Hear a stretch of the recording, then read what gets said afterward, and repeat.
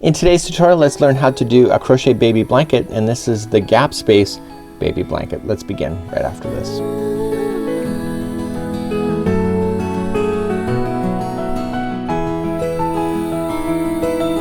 Welcome back to the Crochet Crowd as well as yarnspirations.com. I'm your host Mikey. Today I'm going to show you how to do a gap space baby blanket. The reason why I called it a gap space is that you can actually see that you're going into gap spacing in between double crochets, just like you see here.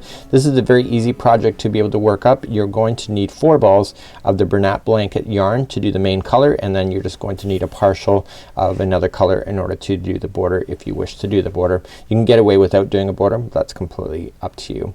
You're going to need a 10mm size end crochet hook today, and let me tell you a little bit more about the yarn that we're about to use. So here are 2 brands of yarn. One's called Bernat Blanket, the other one's called Bernat Baby Blanket. What is the difference between the two? The only difference is marketing. So for example, Bernat Blanket here is more geared to home decor. It's more solid colors, more adult in nature, where the Bernat Baby Blanket here has colors that you would see typically in baby afghans, baby colors, nursery rooms, even colors that are more geared for kids. So you can actually mix and match. What you will know and what you should know is that there's no 2 colors the same. So for example, the Bernat blanket, there's no colors that are in this line that are also in this line. So you can look in between the 2 and actually kind of mix and match. So if you're looking for a vintage white, you'll look for this one. You're looking for pure white, you're gonna look for this one. So you just mix and match, and it's a lot more easy. You can do anything that you want to with these particular tutorials that I'm about to teach you today, and it's just a lot of fun.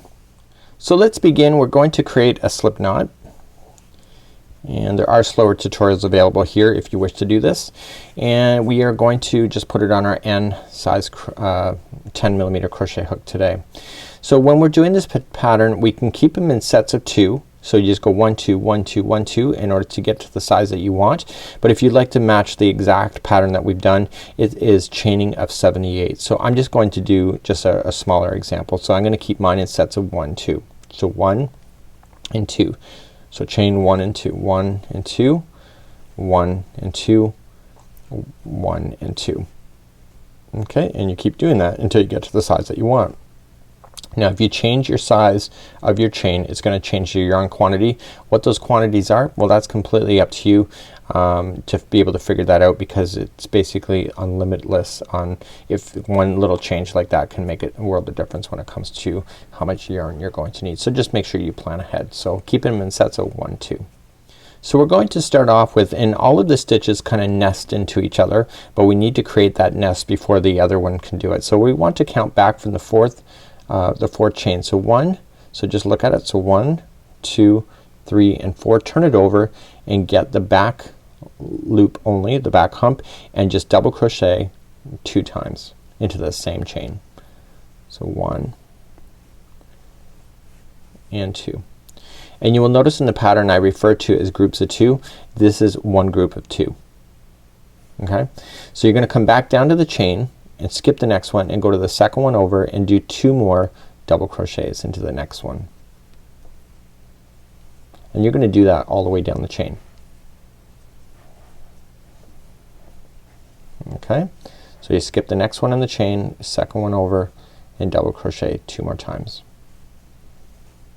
So what's unique about this particular stitch is that we don't put any chains in between the double crochets at all when we go to play this. And what that does is it makes it tighter. So continuing along, just skip the next one in the chain, second one over, double crochet 2 more times.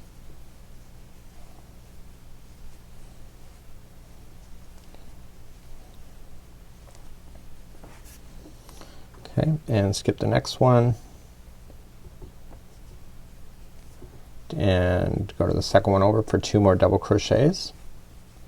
And then you're at the end of the chain, so when you get there, just go 1 double crochet at the last chain.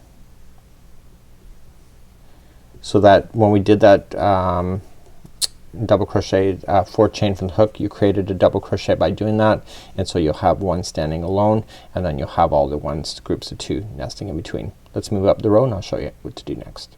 So let's turn our work The hard work is actually now done. It's actually completely all done. So this is just a matter of just following what is already established. So getting it established was the hard part, and it wasn't really hard to begin with. So we're gonna chain 4 to start. So we're gonna chain 3 to start. 1, 2, 3. So chaining 3, and then you're going to just look at the next group of 2 and go right in between the space. Okay, it's not a stitch, it's just a space between them, and you're going to double crochet twice into that same space. Okay, so it makes it sink down a little bit more, and it makes the stitches nestle closer together by doing so. So now once you have that done, you come to the next group of 2 and go right in between for a double crochet. Use your fingers to kind of split those apart, and when you get that one done, again just move down, next group of 2, slam in 2 more double crochets.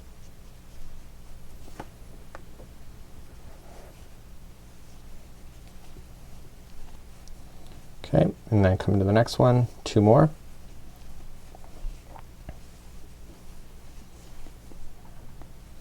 Okay, so we still have these 2 here, and we still have an outside one, so we're putting in 2 into that last group of 2, and we got to remember to put in 1 double crochet into the top of the next turning chain that you had. And I'm gonna turn one more time and show you this once again. So we're gonna turn our work. So you'll notice that all the stitches when you're nesting like this will all line up to each other, so they're not bouncing back and forth. So every row is exactly what you just learned for the entire project, and you were gonna blast through 8 balls of the main color in order to do it, and then you're going to put on your border. So to begin again, it's chaining at 3, and you're going to just split the next group of 2 apart and put in 2 double crochet.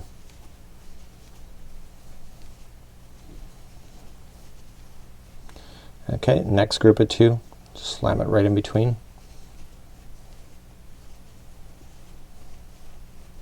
Next group of 2.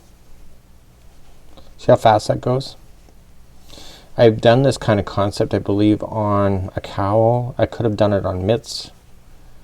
I've done it before, and I really liked it before, but with the Bernat blanket yarn here, it actually makes it nice and tight, especially if you have babies and stuff. You'd want it kind of you don't want anything too lacy with this kind of yarn. So once you get all the way to the end, you're just gonna put in a double crochet right at the end. So I'm gonna show you how to do the border, and that's coming up next. So I'm going to show you how to do the border. I'm just gonna pull up a loop. I should be fastening this off, but I don't want to waste my yarn because I want to do more tutorials with this yarn, and I don't have a lot of it in stock. So I'm going to just with my new color, okay, I'm gonna choose blue or white in this case. I'm going to create a slip knot, and I'm going to put it onto my hook, and I'm gonna go right into the corner, and into the corner piece I'm going to put in just fasten it on, and the border goes really quick because it's thick yarn. Chain 1 and then 3 single crochets into the exact same spot, and this allows you to turn a corner perfectly on this afghan. So I'm gonna work down the side edge first. So when I'm doing the top edge here and I'm doing the bottom edge here, I can just follow what's already there, but on the sides we have to equally space it. So what I figured out is that you just have to equally space it down. So I'm gonna go into a gap space first for 1 single crochet, and then I'm going to go into an actual stitching area. So top of chain 3. The next one is a gapping space, and then the next one is in the top of the chain 3.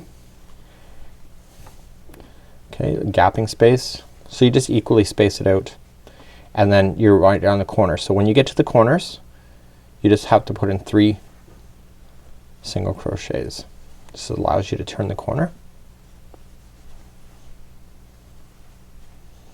So once you've turned the corner, you're gonna come along the bottom edge like so, and you're gonna go into a gap space first because there is a gap space, and then you're gonna come into the bottom of the stitch.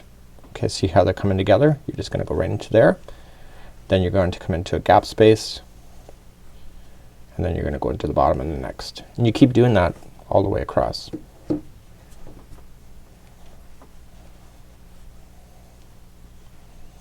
Now you see me a little bit struggling with my yarn on camera, and the only reason for it is that I've already filmed something earlier and I never wound it back to a ball, so it's kinda getting a little tangled on me. So it's not the yarn, it's me. It's the operator. So I come back all the way across, And again, I just equally kind of space it. You see all the stitches are aligning. So here is, I'm gonna go into gap space first because it is chain 4 to begin with, and then the next one I'm gonna put 3 single crochets. Just remember, if you make any alterations, just continue to keep the alterations always the same, so then it looks the same. So you're gonna come up the next edge. So I'm going into gap space first. Here's a turning chain, gap space, turning chain, okay, gap space, and then I'm gonna come to the top of this turning chain, so it's gonna be 3. So 1, 2, and 3. So now I'm gonna come along the top here. So I'm just gonna match everything that's already there. So you just go 1 into every stitch. Okay, so we have 2 rounds of border for this particular afghan. Okay, we're just gonna go all the way, and then we're just gonna join it with the slip stitch when we get there, and I'm gonna show you how to start the next round. And again, this is really quite easy.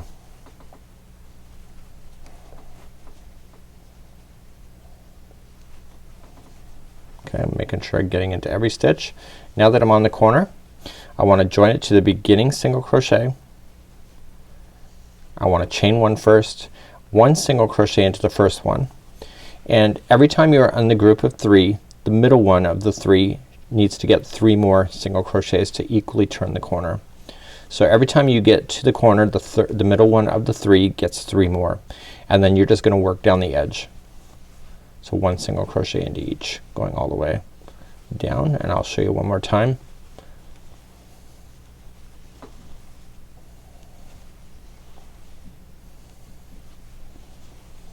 Okay, so here is the group of 3. So here's the middle one, which is next, and I'm gonna put in 3 single crochets there, and then continue to move along. And then when I get all the way around, all I'm just gonna do is just slip stitch it to the beginning one, fasten off, and then enjoy my new afghan.